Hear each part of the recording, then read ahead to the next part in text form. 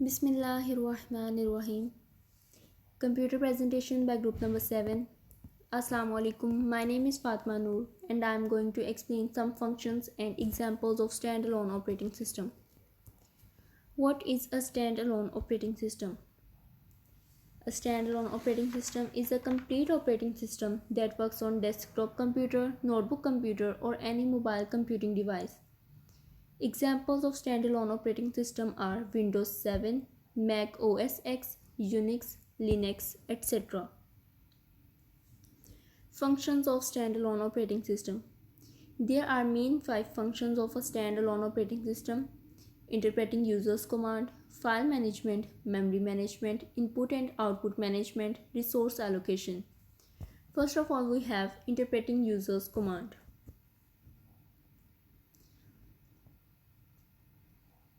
It acts as an interface between the user and the hardware. Command interpreter accepts the instructions given by the user and communicates these instructions to the operating system. The operating system then, on receiving the instructions, gets the required job done. It takes instructions from the user and passes them on to the rest of the operating system. It is a part of operating system that user interact with to give instructions to the computer. It can be command driven, menu driven, or a GUI, which may use a WIMP system. In human computer interaction, WIMP stands for Windows, Icons, Menus, Pointer, denoting a style of interaction using these elements of the user interface. In text-based interface, the user gives command by typing the command using a keyboard. GUI is a more user-friendly and ease of use. It employs a series of screens or menus that allows user to make choices about what to do next. File management. It controls the organization of backing storage. The term backing storage refers to any non-volatile data storage that will retain a computer's data even after the computer is powered off. Common types of backing storage devices are hard drive, SSD, CD, DVD, etc.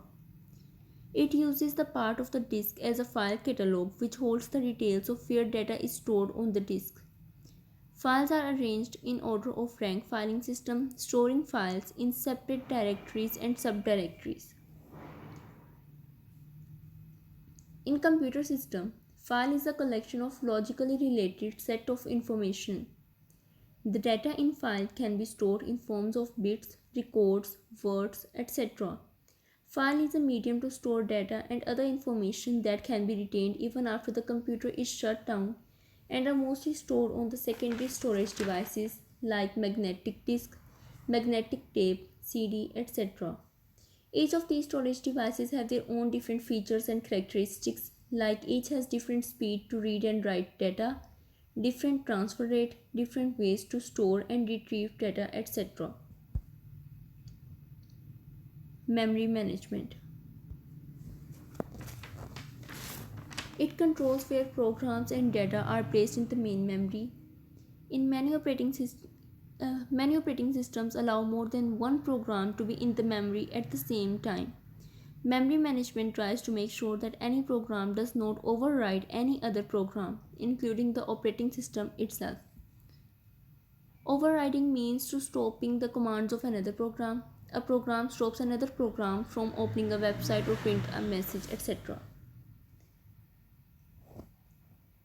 Memory management is the process of controlling and coordinating computer memory, assigning portions known as blocks to various running programs to optimize the overall performance of the system. It is responsible for managing computer's primary memory. It tracks when memory is freed or unallocated and updates the status. Advantages of memory management. A user can get or put his data to a desired location. Processing ability of data increases. Time consumption in loading is reduced. RAM management becomes better. Data becomes more secured. Input and output management. A computer has several input and output devices connected to it. Each input-output device has a specific hardware design and a specific device driver associated with it. Without a device driver, the OS would not be able to communicate with the input output device. The device driver provides communication path between input output device and the operating system so as to exchange data. It communicates between the computer system and the input output device. It handles the transfers of data between the peripherals and the CPU. It controls the way in which various input and output devices are allocated, controlled, and used by the programs that are using them. It is the responsibility of the operating system to do the overall input-output management. Operating system takes care of the following things in the input-output management. It keeps tracks of input-output requests from various programs or users. It issues commands to input and output devices. It helps in data transformation to and from input-output devices. It performs buffering, caching, and spooling as required. It controls allocation, access, and deallocation of devices. Resource allocation.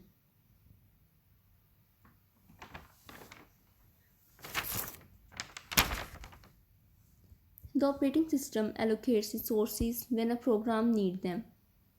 When a program terminates, the resources are deallocated and allocated to other programs that need them. Resource allocation is necessary for any program to be run on the system. When the user opens any program, this will be counted as a process and therefore requires the computer to allocate certain resources for it to be able to run. There are two types of resource allocation: resource partitioning approach and pool based approach. In resource partitioning approach, the operating system decides beforehand that what resources should be allocated to which user program. It divides the resources in the system to many resource partitions where each partition may include various resources. For example, 1 MB memory, disk blocks, and printer, etc. In pool-based approach, there is a common pool of resources. The operating system checks the allocation status in the resource table whenever a program makes a request for a resource. If the resource is free, it allocates the resource to the program. The operating system allocates resources to other programs such as applications, for example, scheduler to share processor, batch, time sharing, mechanisms for accounting, limit enforcement, for example, number of pages printed, file space per user, ensures drivers are given access to the hardware devices. Examples of standalone operating system: DOS, Mac OS, Windows operating system, Windows 7, Unix, Linux, Windows XP, Windows Vista. What is DOS? Disk Operating System. It refers to several single-user operating systems developed in the early 1980s for personal computers. It uses a command line interface and menu driver interface at the later stages. DOS does not offer GUI, so not in the use in the current era. Mac OS or Macintosh operating system. It was first commercially used GUI in 1984. Its latest version of Mac OS is Windows Internet Explorer and can edit, create, and modify files created on Windows DOS. It has large photo quality icons, enhanced speech recognition, and an enhanced multimedia capabilities. Apple's Macintosh OS was first commercially successful GUI. The Mac OS has set the standard for OS ease of use. Windows 2000 Professional. It is a complete multitasking client-operated operating system with GUI. Some of the upgraded features are as under: installer service guide, file protection, faster performance, adapted start menu, preview multimedia files. Windows 7. It is the fastest, most efficient, most secure, and professional operating system up to date. It adapts to the hardware configuration on which it is installed. Its examples are Windows 7 Starter, Windows 7 Home Premium, Windows 7 Ultimate, and Windows 7 Professional. Unix. Unix is a multitasking operating system. It was developed in the early 1970s. It was used by power users because of its flexibility and power. Its most versions offers GUI. It is available for computers of all sizes. It works as system working frameworks. Linux. It is an open source, popular, multitasking Unix type operating system. Open source software code is available to public. It is both a standalone and network operating system. Windows XP. It is a fast, reliable Windows operating system. It is available in 5 different editions: Home Edition, Professional Edition, Tablet PC Edition, Media Center Edition, 64-bit Edition. Windows Vista. It is a successor to Windows XP, containing a new interface and an enhanced feature. Available in several editions grouped into home and business categories. Most reliable operating system, offering quicker program startup, built-in diagnostics, automatic recovery, improved security, and enhanced searching and organizing capabilities. Some features of Windows Vista are reliability and performance, security, information management, appearance and navigation, communication and internet. I would like to end my presentation by explaining some features of the Windows operating systems. Features of most Windows operating systems are Universal Serial Bus, Time Up Wizard, Active Desktop, Registry Checker, Hardware Support, Accessibility Settings Wizard, Multiple Display Support. Universal Serial Bus is an industry standard that establishes specifications for cables and connectors and protocols for connection, communication, and power supply between computer peripherals and other computers.